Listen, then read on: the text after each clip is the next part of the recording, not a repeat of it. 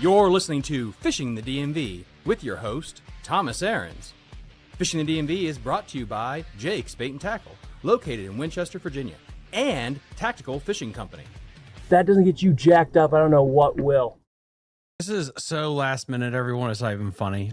So job interview, and I had 2 fishing interviews I did. I got one done, the last one canceled. So I thought, you know what's a cathartic thing after a shitty job interview is to go on here and talk about the desolation of one of our lakes. So this is going to be the fastest info dump I've ever done on the channel.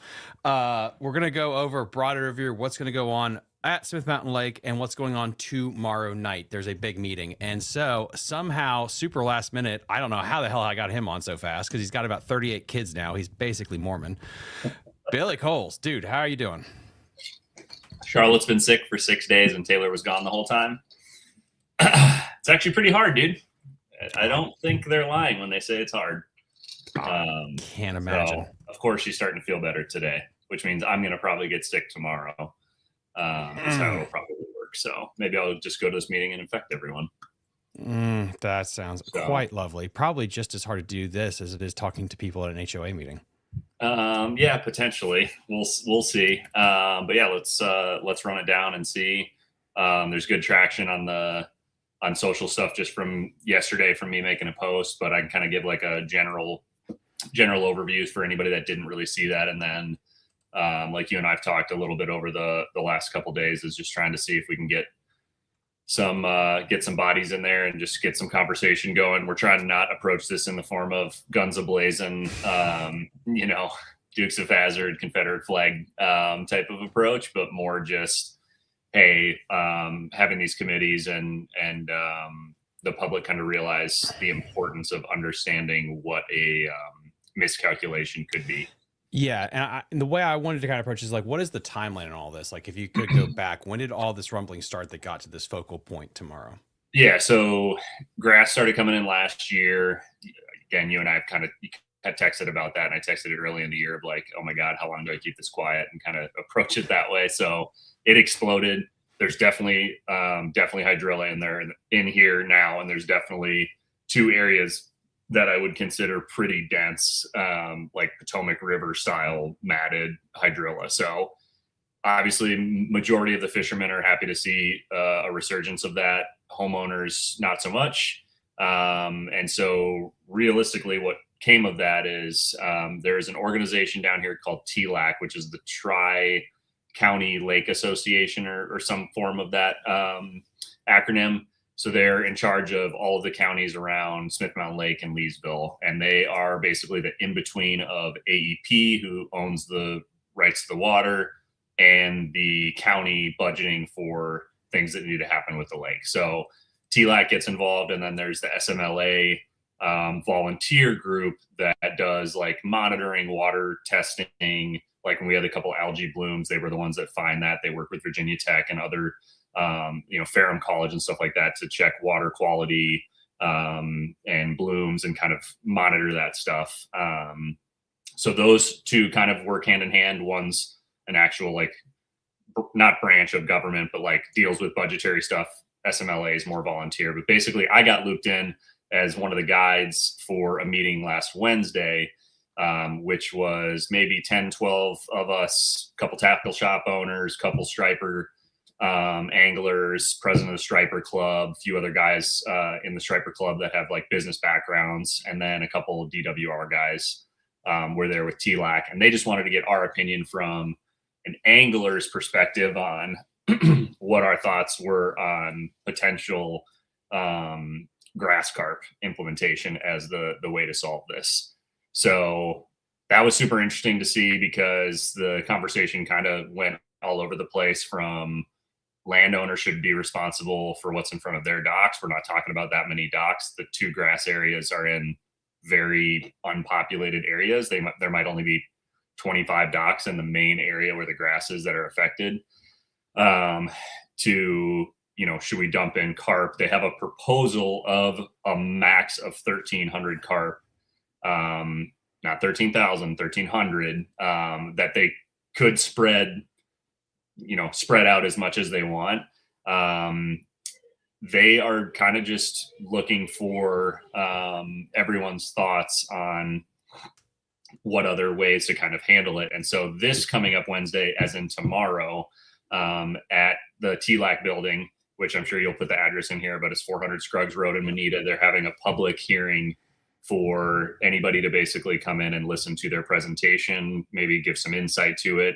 I'm sure there's going to be landowners there. I'm sure there's going to be people in the community. And then what I'm kind of asking for, and others in the fishing community from the Striper Club and other businesses, is let's get, if we can get 20 anglers in there to kind of at least be bodies in there. We don't need everybody to chime in and stuff, but to kind of all just show the impact of recreational angling to the local economy here. Because my stance to it, of course, I run a business that revolves around fishing, is if they do decide to go with grass carp and they miscalculate and put too many in, and it affects the fishing for years, number one, does that obviously affect me personally for guiding?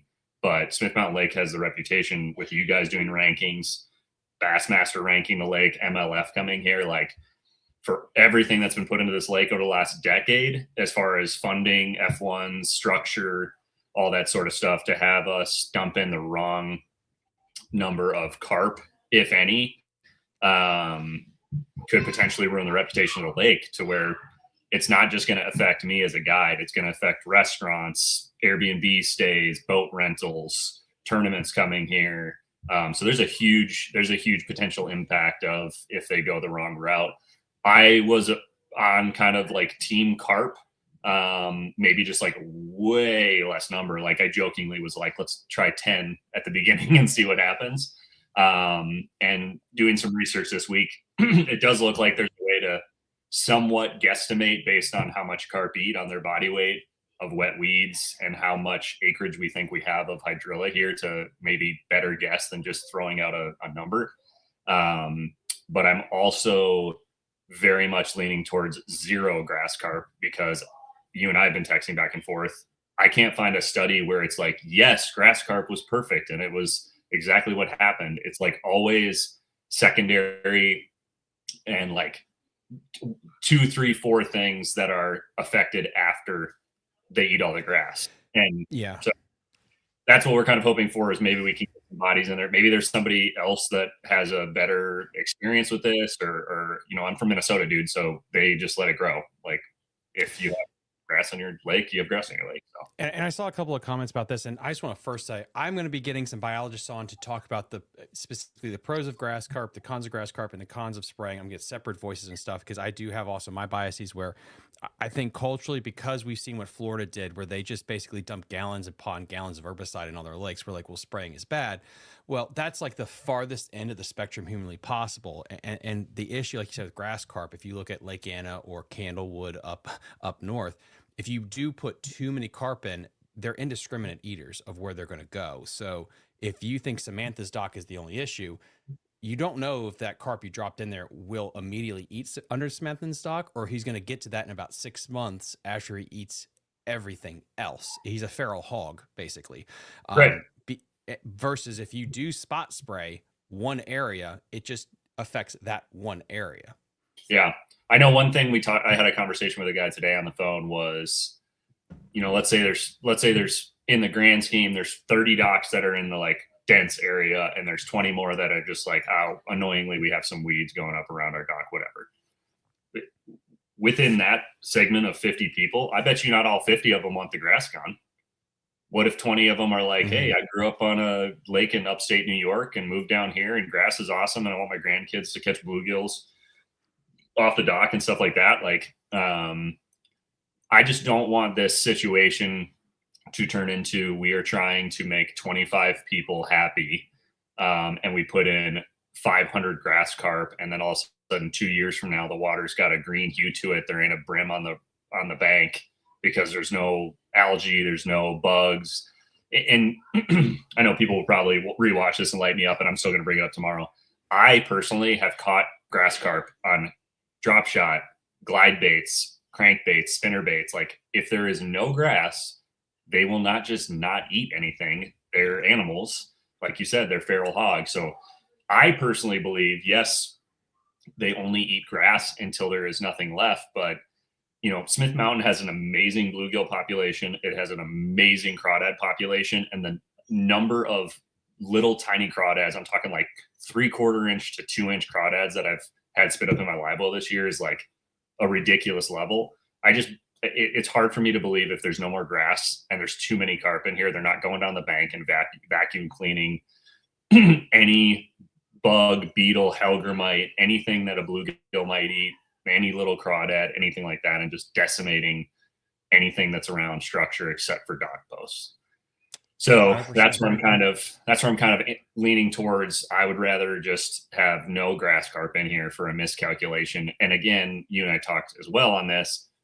Okay, they spray and it doesn't work, or they spray too much and it causes the two areas to become kind of dead areas for 3 months. I'd much rather have that than 500 carp in here that are going to live till they're 13 years old and affect the ecosystem for 5 years before it makes some sort of like adjustment. Yeah, and the two scariest things in my view is the first, which is I guess the less scariest, is they are going to eat the grass regardless of where it is. So hydrilla, if you guys don't know, or milfoil, Asian milfoil, it'll grow pretty deep. So let's say it does grow down to 13 feet and no one sees it. It never hits the surface.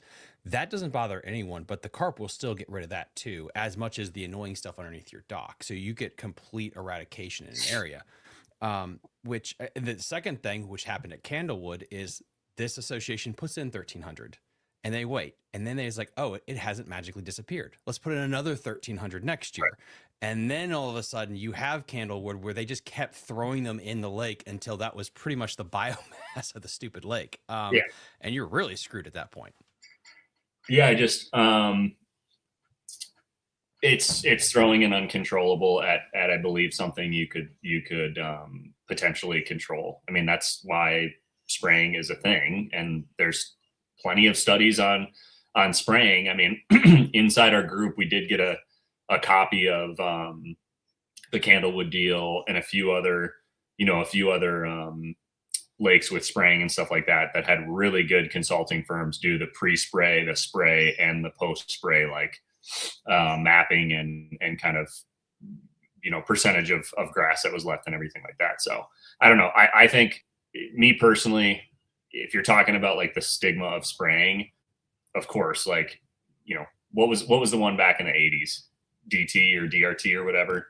Yeah. Like the one that killed all the birds. Like I understand nobody really wants to like put chemicals in the water. I totally understand that. I get that.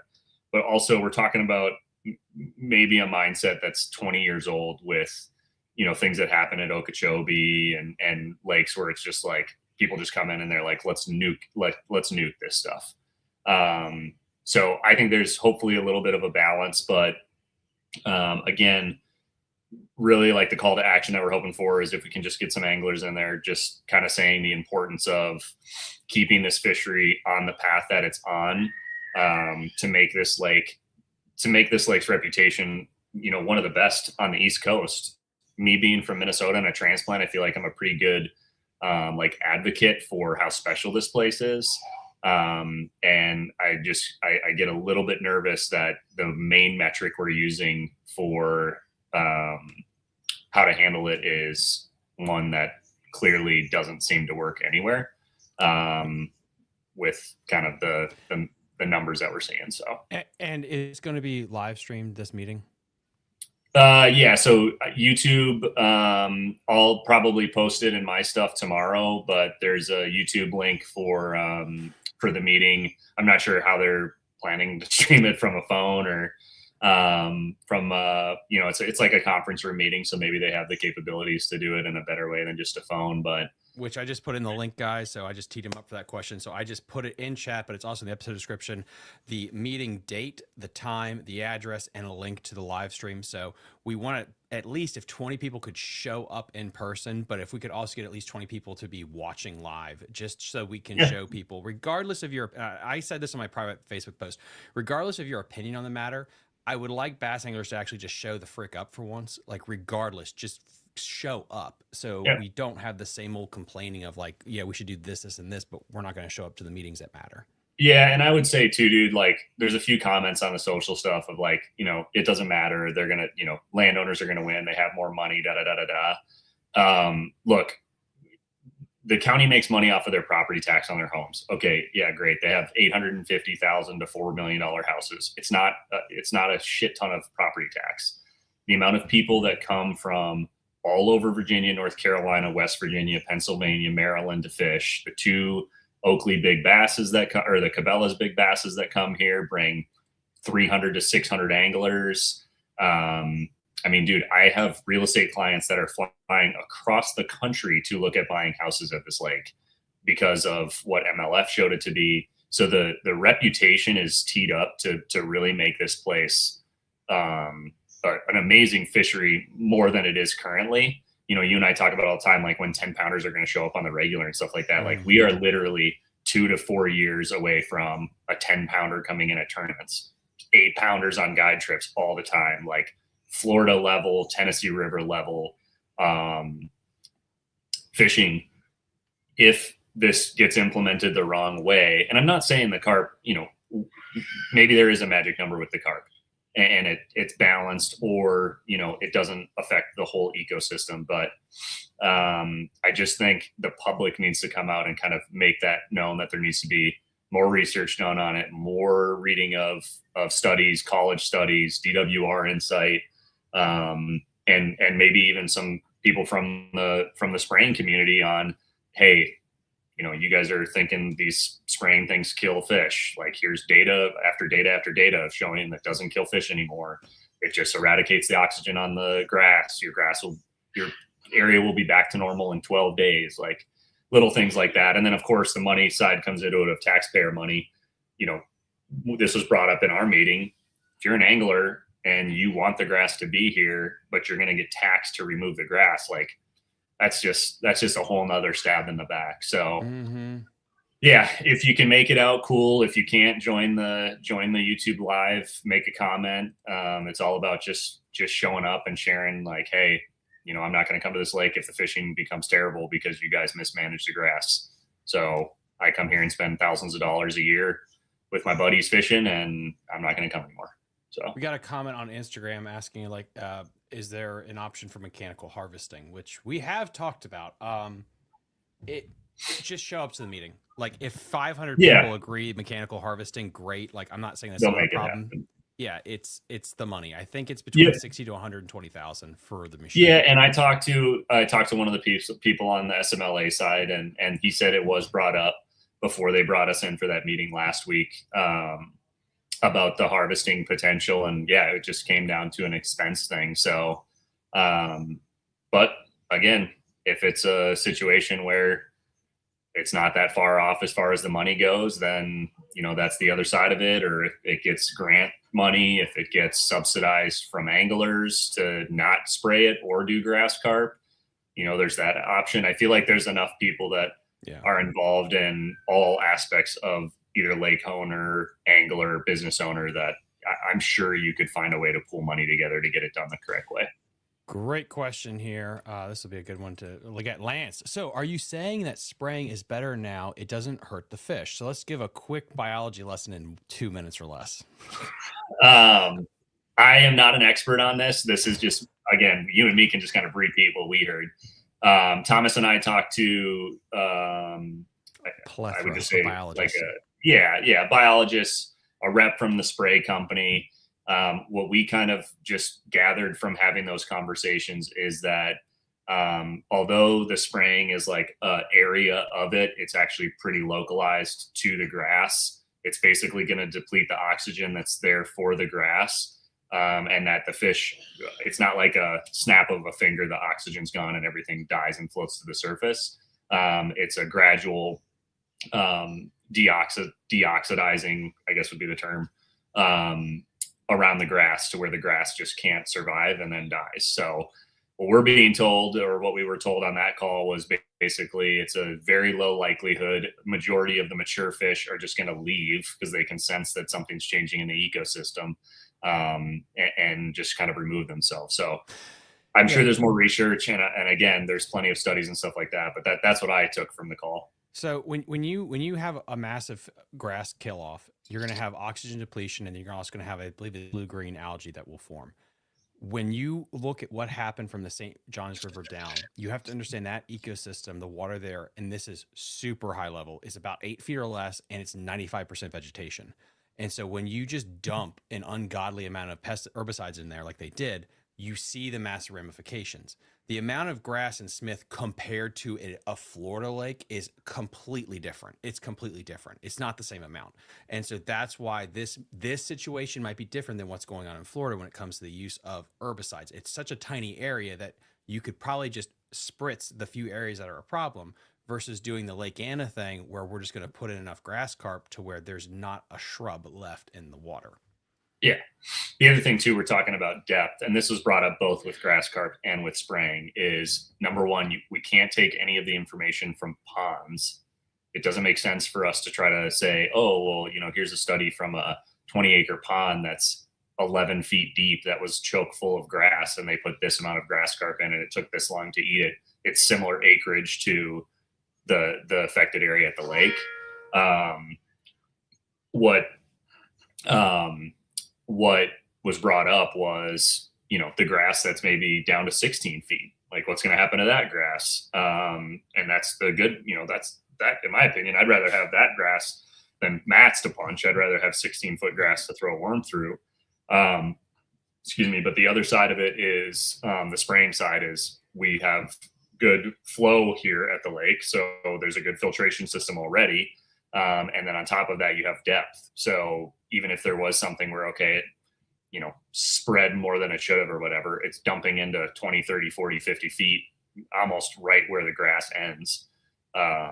So again, to go to that Stu's questions, we're not experts on this at all. That's why I want TLAC to definitely talk to a rep from these companies and get information on it. Because I just don't think that it's as bad as, say, what it was 20 years ago. And this is the Sophie's choice, lesser two evils kind of thing that we're dealing with. And these two questions right here kind of like encapsulate it. So we got Helltown Angler says, all the old heads at Lake Frederick have told me the grass carp is one of the big reasons that place fish is so tough now because they nuked it completely. But then Lance says, and his next thing is like, well, I lived in Florida and they sprayed and the fishing went terrible. So here's the common denominator. Anything that removes grass makes the fishing suck. So either way, the grass the grass is going to be leaving one way or the other, but it's like, do we pick the grass carp that might take all of it, or do we pick the spraying that'll take certain areas of it? That's the Sophie's choice that we're dealing with here. Well, and back to Lance's point, yeah, it's probably going to make those two areas that are full of grass suck. Mm-hmm. It's probably going to make them suck when they're spraying and killing the grass. But there's months before where the grass is emerging and fish are using it, and there's grass after. When they spray it, again, not being an expert, I'm sure they can't get 100% of it. And if we're not doing 100% of it, there's going to be some left. Those fish will come back into those areas.